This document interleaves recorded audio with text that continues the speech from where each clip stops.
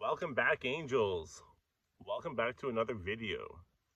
It's Andrew here, and today we are talking about depression. Okay, I have bipolar disorder, and depression hits me hard sometimes, really hard. It's really debilitating. I wouldn't wish it on anybody.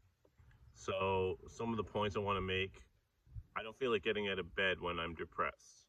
Like, literally, just want to sleep all day, just stay in bed, not do anything. I can't emphasize the not do anything part enough. Like, I really don't want to do a thing. I don't want to go to work. Like, I'll call in sick so I don't have to work, just because I'm just not in that mindset where I want to really do anything, right? My depression hits me so hard that, it's just, that's it. There's nothing to do about it, really. Even when I get up and do stuff, I just have this dull expression on my face the whole time. Um, I'm not motivated to do a thing. Where there's another side of bipolar. Depressed is you don't want to do a thing.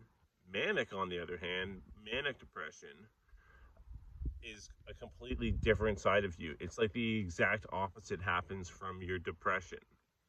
You are super outgoing when you're manic. You're super talkative. You want to talk all the time to everyone. Even if there's no one there, you're going to be talking because you just can't stop yourself. You have racing thoughts. That's a really important one. The thoughts are bombarding your brain constantly. They're coming in so fast, you don't even know which ones to act on. So when you do act on a thought, you're all over the place because like you're bouncing around from here to there. It looks like someone that's like really cracked out on ADHD pills or something, like they're bouncing off the walls because there's just so many thoughts coming in that you don't know which ones to act on, and by the time you acted on one, a new thought has arisen and you're trying to act on that one. So you're all over the place. You're not with it, right?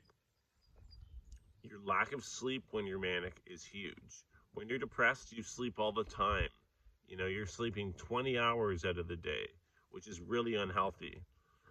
But when you're manic, you're not sleeping. You're sleeping very minimal hours each night, 3 hours a night max. You'll sleep for an hour and think you just got 6 hours of sleep and get up to go continue your day. And that's really bad for you too. Sleep is extremely important when you're suffering from bipolar disorder. Getting a consistent sleep every night is very important. So when my sleep starts getting off, I know my manicness, my manic tendencies are starting to come through and shine because I'm feeling manic because I'm not sleeping properly. So sleep is really important factor. Um, when you're manic, you have illusions of grandeur. You think you're God, you think you're Jesus, you think you're an angel. But I do call myself Andrew the Angel, so I try and live like an angel. I don't think I'm an angel. Otherwise, you'd see wings coming out of my back and stuff like that right now. But when you're manic, you have these huge illusions of grandeur. You think you're someone important, okay? Even if you're not. Like, you may think you're someone so important that you dress in a suit every day and try and show up at their workplace to be like, yo, I'm the vice president of this hospital, or whatever it is. You'll think you're someone very important. Um, that's just an illusion of grandeur, and that happens when you're manic. There's some other points I want to make. I just can't think of them off the top of my head. You're very forgetful when you're manic. That's another huge thing, okay? You forget everything. You forget to eat. You forget to drink water. You forget about meals completely, and then you start getting out of it, because you haven't eaten in so long, and you just forget about food altogether. Okay. What else? The outgoingness is beyond outgoing. You will talk to strangers, you will talk to your friends and family, and you'll be talking very quickly, not gibberish. You'll be talking coherently. You'll just be talking about things that they don't understand, and you don't understand them either, but you think you understand them. Okay? That's another illusions of grandeur. You're on that one a lot when you're manic. Illusions of grandeur come up a lot. Okay?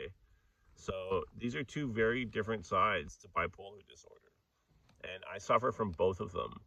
I have a very extreme version of bipolar disorder where I get very extreme manic tendencies and very extreme depression. So I didn't post last week at all because I was extremely depressed. And all I really needed was some people to uplift me, to be like, Andrew, you're fine. Come on, let's go do something.